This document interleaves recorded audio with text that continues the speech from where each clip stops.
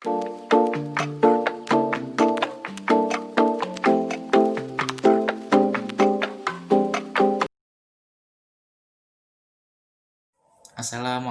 warahmatullahi wabarakatuh. Alhamdulillahirabbil alamin. Wassalatu wassalamu ala asyrofil anbiya'i wal mursalin wa ala alihi wa sahbihi ajmain amma ba'du.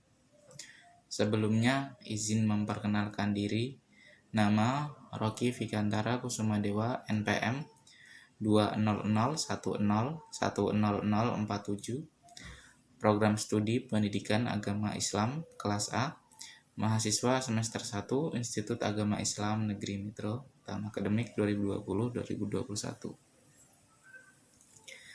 Oke, berdirinya saya di sini, saya akan menjelaskan materi untuk memenuhi tugas ujian akhir semester mata kuliah Ilmu Pendidikan Umum. Jadi,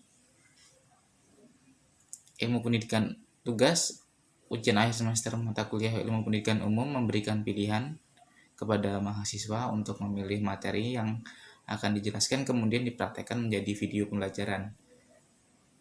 Lalu, saya memilih topik yang nomor 1 berjudul penanggulangan permasalahan pendidikan dan penanggulangannya. Bagaimana penjelasannya dan bagaimana sih isi dari permasalahan pendidikan tersebut? Yuk kita simak bersama-sama. Permasalahan pendidikan dan penanggulangannya. Permasalahan pendidikan di Indonesia sangatlah beragam. Permasalahan pendidikan merupakan sebuah problem yang dihadapi oleh bangsa ini. Karena apa? Pendidikan yang ada di negara ini sangat jauh tertinggal. Pendidikan adalah salah satu tolak ukur antar negara maju. Pendidikan juga merupakan tonggak kemajuan bangsa. Di bumi pertiwi ini, sayangnya sistem pendidikan di Indonesia sangatlah buruk. Berbeda dengan negara-negara maju yang ada di dunia, yang mereka sistem pendidikannya sudah berjalan dengan baik. Jika dibandingkan dengan negara kita jauh tertinggal. Apa saja sih faktor-faktor penyebab terjadinya ketertinggalan dan permasalahan pendidikan yang ada di negara kita ini? Mari kita simak bersama-sama. Faktor-faktor penyebab permasalahan pendidikan. Yang pertama yaitu mahalnya biaya pendidikan. Mahalnya biaya pendidikan menyebabkan masyarakat miskin yang aslinya memiliki kemampuan untuk mengenyam pendidikan, tetapi terpaksa tidak jadi dan tidak ikut mengenyam pendidikan dikarenakan mahalnya biaya yang dikeluarkan oleh lembaga pendidikan. Hal itu membuat kalangan orang-orang dari menengah ke bawah berpikir 2 kali apakah dia ingin melanjutkan pendidikan atau bekerja. Yang kedua, fasilitas yang kurang memadai. Fasilitas yang kurang memadai itu sudah menjadi pandangan yang lumrah di setiap lembaga pendidikan yang ada di Indonesia ini. Banyak sekali sekolah-sekolah, banyak sekali tempat untuk belajar, tetapi sarana dan prasarananya sangat minim. Mulai dari laboratorium, sarana prasarana olahraga, sarana dan prasarana untuk semua siswa dan guru. Itu merupakan salah satu permasalahan pendidikan yang ada di negeri ini. Yang ketiga, yaitu rendahnya kesempatan pemerataan. Pemerataan pendidikan yang ada di negeri ini tidak berjalan dengan efektif dan efisien. Artinya apa? Pendidikan antara di kota dan di desa sangatlah jauh berbeda. Di kota, sistem pendidikan sudah maju, sudah modern dibandingkan dengan desa yang orang-orangnya terkadang berpikir untuk bahwa pendidikan itu tidak penting. Permasalahan itu sering muncul di setiap kalangan masyarakat yang ada di desa. Oleh karena itulah permasalahan ini selalu disangkut pautkan kepada masalah utama pendidikan yang ada di Indonesia, yaitu tidak meratanya pendidikan antara di kota dan di desa. Kemudian bagaimana solusi dan penanggulangannya agar sedikit demi sedikit pendidikan di Indonesia dapat berjalan dengan baik sesuai dengan prosedurnya. Oke, kita jelaskan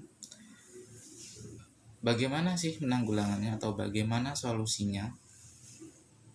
Yang pertama, memberikan beasiswa bagi siswa yang berprestasi dan memberikan wawasan kepada orang yang tidak mampu agar mereka mau dan berminat untuk mengenyam pendidikan. Memberikan beasiswa bagi yang kurang mampu itu harusnya sudah dilaksanakan. Kemudian memberikan edukasi dan wawasan, atau secara lapangan biasanya orang-orang pendidikan atau orang-orang dinas terkait memberikan penyuluhan dan sosialisasi kepada masyarakat setempat untuk membuka pikiran dan membuka wawasan agar anak-anaknya atau mereka sendiri merasakan arti pendidikan.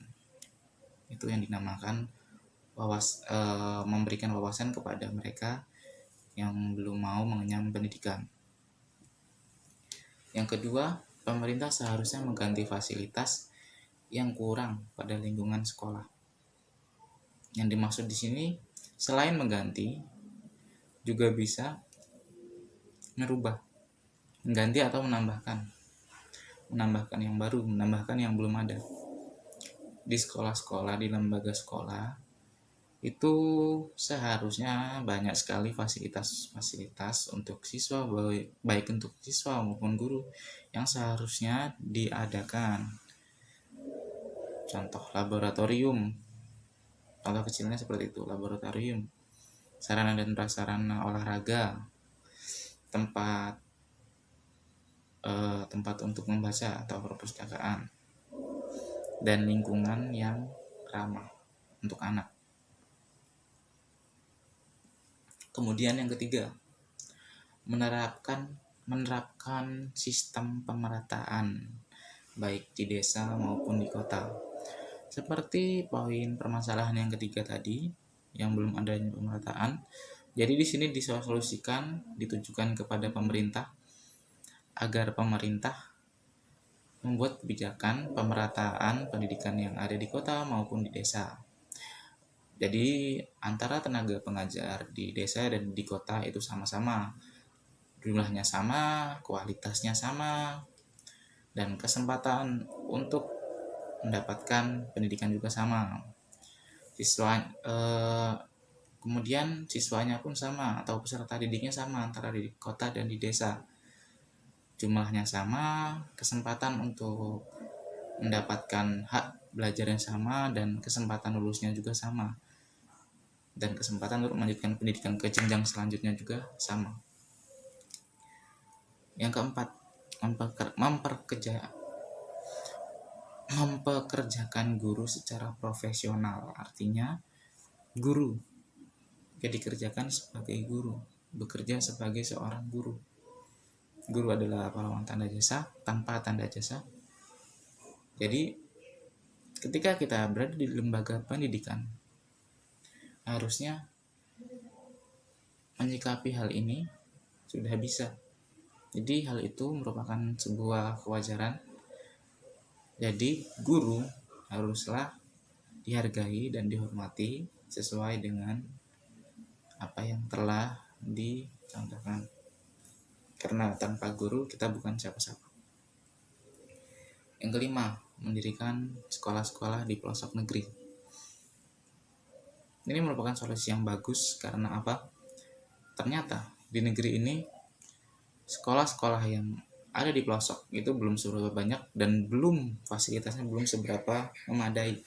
Jadi oleh karena itu pemerintah harusnya mempunyai kebijakan untuk membangun sekolah-sekolah yang ada di pelosok negeri ini. Supaya apa?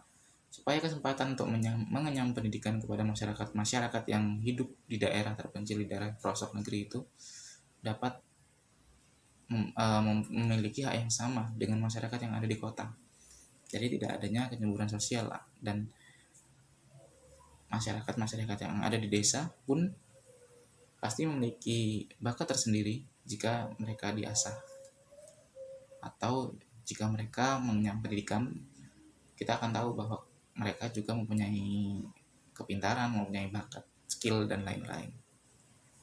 Keenam atau yang terakhir, mengusulkan agar anak-anak di Indonesia ini semua mendapatkan pendidikan. Itu memang harus, poin keenam ini memang harus karena sudah tertuang dalam pasal-pasal, bahwa saya kurang tahu pasal berapa, yang saya ingat hanya pemahamannya bahwa setiap anak-anak di Indonesia itu mendapatkan hak untuk pendidikan. Jadi sudah sewajarnya, mau baik itu siswa di pelosok negeri, siswa di Papua, ujung Papua sana, ujung Aceh sana, tetap mempunyai hak untuk mendapatkan pendidikan. Jadi itu, dan semoga solusi yang saya jelaskan tadi, semoga beberapa tahun kemudian atau dalam waktu panjang, dalam waktu dekat atau dalam waktu yang akan lama, semoga tetap berjalan dengan baik dan semoga permasalahannya itu dapat terselesaikan. Demikianlah penjelasan dan pemaparan materi dari saya. Jika ada salah kata maupun perbuatan dalam penyampaian, saya mohon maaf. Pada Allah saya mohon ampun. Terima kasih atas perhatiannya. Wassalamualaikum warahmatullahi wabarakatuh. Sampai jumpa kembali.